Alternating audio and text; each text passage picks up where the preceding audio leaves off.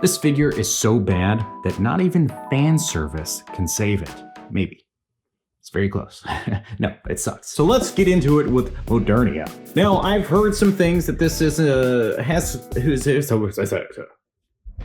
god. Why, my brain is dumb. I have heard that this figure has some QC issues, and I think this is like a brand new line, this Hyperbody thing. It's a Good Smile company, I guess. It's a Shift Up Corp. There's too many things. Sculptor, that's cool. We actually know who did it. Very rare to see. Anyway, there's also Pilgrim on the bot. There's too many names, too many companies to know who's actually making this thing. Here's this. Here's this. Now, for anybody that doesn't know this game is a mobile thing, and you get to play it on your mobile device. That's why it's mobile. I'm so stupid. What I mean to say is that these... I don't know what I mean to say. If you don't play the game, apparently the storyline is fantastic and sometimes really sad. So, it's worth playing. Ouchie, I stabbed my little fingy. One of the most important questions we ask in a review is the thing worth the money? And I'm gonna already say no. I don't think so. Just right off the bat, I'm gonna say no. And then we'll go over why. Cool thing here, we got a full-on instruction book that tells you basically every possible thing you could need to know, which is good. Because, you know, there's a lot of weird things in this box, and maybe you don't know how it's supposed to work. Okay, I will forget what those instructions say, but let's take a deep dive into all of these accessories and see why I don't think it's really worth it. Starting with the base. Now, the base is fine. This is a base. It's a mid base. Got some text on there, whatever. At least it's clear. And then you get this arm, which goes like that. Pretty standard. There's no claw in here, which does seem like a strange choice since that's usually the standard. But that means with this, we're gonna plug it in to different places to, like, well, one place, I guess. That's it. That's the only spot you get to plug it in. Kind of Figma style, but it seems pretty low. The base is nice enough. Best part is the fact that it has screws to tighten it if you need it. Now, up next we have this. What the heck is this? I should have looked at the instructions. Upon first glance, my brain would say, oh, this is to do stuff. What am I saying? This is to move eyeballs, but she doesn't have move eyeballs, so it must be, it goes here, and if I would have looked at the instructions, it would probably have been like very clear. And then you do that. But why? I don't know. It's like, okay, what a weird addition. This is just being silly, nitpicky, I guess. One of the good things here is that it does include an optional wrist peg, so if you break one, now you got another one. In here, we have this tiny little tree, and this is why, like, part of the value just isn't really there, because you just get a left and right of this hand and a left and right of this hand. And then you did it. Congratulations. I mean, the paint application's good. There's no sloppy edges or anything, so that's nice to see. You get this alternate hairpiece with the visor down, which is cool, and paint-wise, nice. And I think I'm gonna say a lot that the paint is good on this figure. There's nothing to complain about in that sense. Optional faceplates. You get this one, which is just fantastic. You gotta have, it just gives some personality to the character. And then you get this one with the eyes shifted to the right a little bit. Now, this is where I'm like, you know, posable, movable eyeballs would go a long way, especially for limited faceplate options. Because now you got this one again with the eyes shifted to the right. Like, why 2 out of the 4 faces the eyes shifted? Doesn't make sense. And then you get this one. Pretty standard. It's a standard face on a standard thing with it's all just okay, whatever. Now, paint-wise, looks pretty good. Nice gradients and airbrushing and everything going on here. Like I said, there's no sloppy lines or anything. It's all executed very well in that sense. Hands on by default are just these standard kind of open palm posing hands. Nice to have. Optional accessory parts here. So we have this thing, which according to the instructions, it just pops on somewhere. You remove this piece here, and then you pop. That still doesn't make sense to me. Am I crazy? I mean, I'm looking at this instruction sheet and I don't see anywhere where it shows you how to remove that section and like that piece to go over that. It's trying to remove it. I'm a little bit afraid, honestly. This seems like a very tight setup that wasn't meant to be removed. But it does remove, just have faith. Okay, so we swap that part out for this part.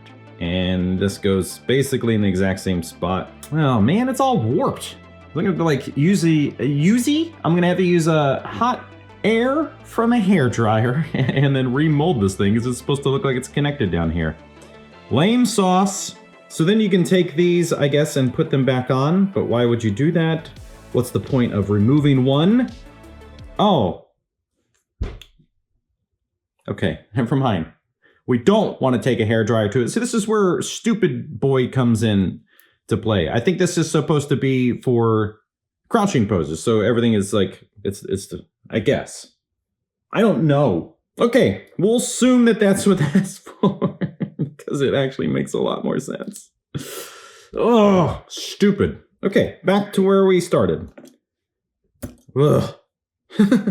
So step one, taking these pieces here onto the back section and plugging them into these little spots. There you go. Now you got some cool articulated pieces, owie, that are very sharp and will stab you in the hand. Like that. But how well do these little pieces move? Let's find out. I probably should have done that first. I don't know what I'm doing anymore. How does this channel even work? Do I do this live? So this pops off. Yeah, this is one of the reasons I think why they're not that great. Like, everything just feels a little bit cheap, okay? So if you were wondering, hey, does it feel cheap? Well, yeah, a little bit. Arms, hands, wrists, these things. What else? We have this, which actually looks really nice with the details in there looking okay. You know, it's got some areas of articulation, which it definitely needs. I mean, having these little arm things on the back without articulation would be wild.